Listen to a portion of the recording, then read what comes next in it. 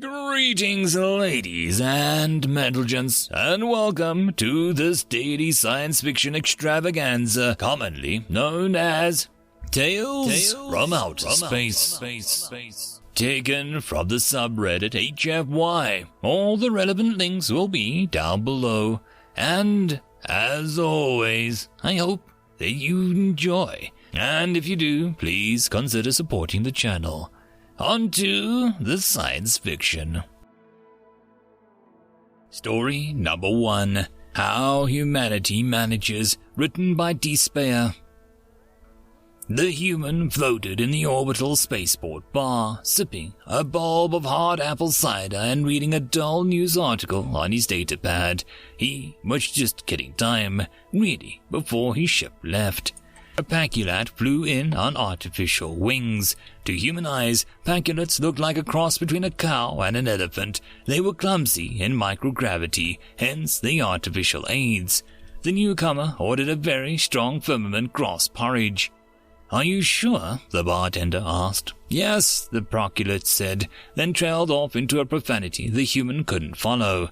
The galactic standard language worked well for most things, but profanity was still subject to regional variations. The bartender went to prepare the order, and the human looked up. This had the potential to be more interesting than the news. "It can't be that bad, can it?" he asked. "I spent the last 5 years mapping 1.1.5 chloro-NADH pathways. In simulation, I can increase crop yields by 17%. The Minister of Biosciences is more interested in seducing the Minister of Agriculture than in doing their job, so I've gotten no instructions or resources for going forward. 5 years, a 17% potential, all wasted." The bartender returned with the paculat's order. He floated a money card across the bar and took a big gulp of it. He shuddered as the chemical slammed into his nervous system. "How do your people manage it anyway?" The human in the spaceport bars that got questions pretty often. Since bars had started stocking good ethanolic beverages, it was no longer considered rude. He gave the traditional answer. "Manage what?" "To always have such good leadership." "Good leadership?" "Always. We've had terrible leaders, and our current crop is mediocre at best." "Mediocre by your standards," the paculat said, taking another hit of his intoxicant. "But you went from a subsistence agriculture to spacefaring in under 1,000 years. You have almost continuous real GDP growth, and I can't remember the last yearly technological roundup without a human invention." "That happened despite our leaders, more than often because of them. When we had our information revolution in the late 20th century, it took decades for our leaders to notice. 90% of their constituents were using the global data network on a daily basis, and they were still discussing whether to think of it as a truck or a series of tubes. And the Industrial Revolution was even worse. Half of that was in the late 18th century England under George III. The man was literally insane. He held conversations with trees while water-powered textile mills went up around him. The paculat's smart monocle lit up with the historical context. He grunted vague acknowledgement and then asked, "So who decides what new technology gets funded?" "Venture capitalists, I guess. It's their job anyway. They invest in promising ideas and get paid if their picks succeed. And they are wise? Hardly. Idiots, most of them, trying to imitate each other, but just do it first, jumping on and off bandwagons fast enough to make your head spin. They go under all the time. So how do the right things get funded? Well, there are a lot of them, and it only takes one to fund something. Lots of junk gets funded too. Not everything can work like that. What about Wikipedia? I use it myself. It's the biggest, best organized, most reliable compendium of knowledge that I have ever seen. There's got to be some solid leadership behind that." "Nope. The leaders resolve conflicts that can't be settled amicably, and they mostly do that badly. Most authors have no interaction with the leadership. The organization happens because everyone wants it to be organized." "It can't be all like that. Doesn't your largest religion have almost 2 billion adherents?" "Something like that. But its biggest period of growth was while its leaders were busy backstabbing each other and finding cures for their children despite being sworn to chastity. Meanwhile, the missionaries, Well, the conquistadors anyway, were busy getting things done on the other side of the world. Hang on. I've been in human cities. They're so safe. Are you going to tell me that they did it without law enforcement? We have law enforcement, but hardly anybody depends on it. Crime just sort of withered away in the late 20th century, despite police force nobody would want around. Our historians are pretty confused about it, to be honest. The human's datapad beeped. He glanced at it, slipped it in his pocket, and finished his cider. My ship is boarding, he said. Hope things work out for you. You know, there's a human VC on the station. You could pitch your 1.5 chlora whatever thing to him. Might get you somewhere. He asked how we manage to always have a good leaders. We don't. We manage to never need them. And he floated out of the bar, leaving a thoughtful Paculate behind him. End of story. Story number 2. Hands-on Diplomacy. Written by ThreeDucksInAManSuit. But how do you even bring the conversation around to that point? Purdy's ears twitched, the blue flush across the moor broadcasting embarrassment for all to see. Do you just, barrel up and ask them, is it considered personal or invasive? Ash had the cheekiest grin Purdy had ever seen her wear, reveling in her brother's discomfort. It's kind of personal, but I'm told that human enjoys it almost as much as we do. It's a bonding exercise. So I just, ask? Depends on the human. Some might find it weird being so open, but you know the diplomat on a level 4. Chris, yeah, he's used to it. You can just ask him and he'll be okay with it. Purdy ran a paw over his fur and twitching at the tail that's just adorable. I'm trusting you with this, Ash. This is some kind of prank. Relax, little brother. You're gonna love it. She pushed him out the door and the family unit, leaving no more room for doubt.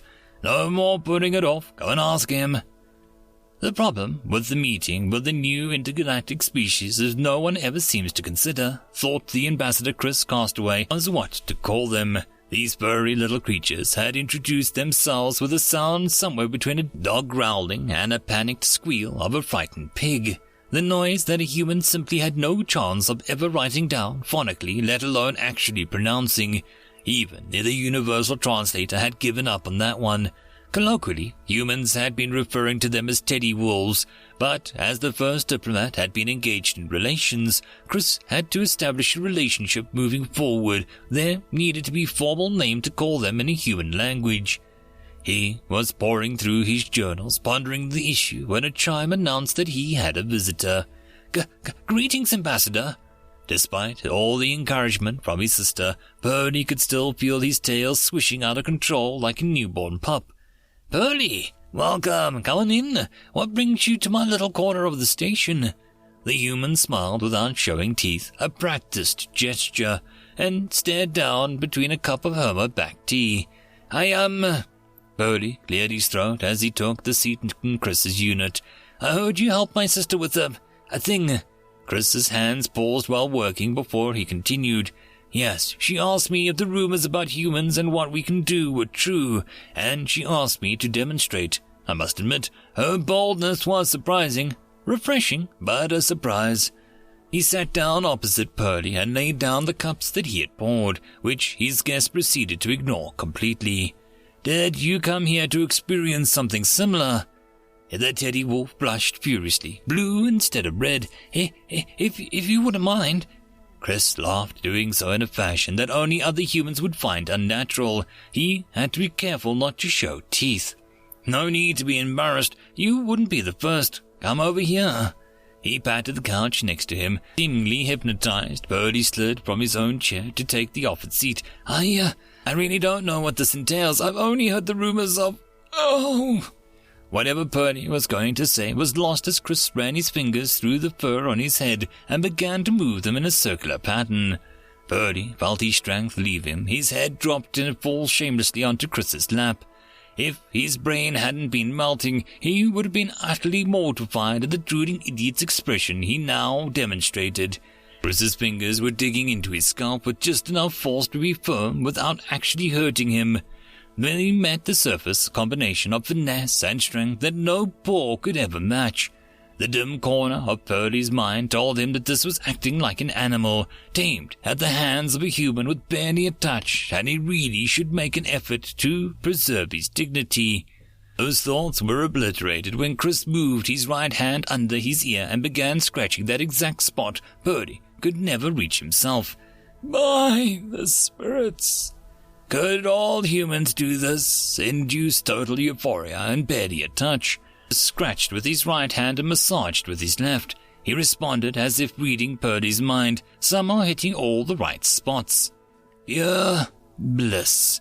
Chris had 3 cats back at home. They were at varying levels of needy, but like all cats, they would never said no to scritches.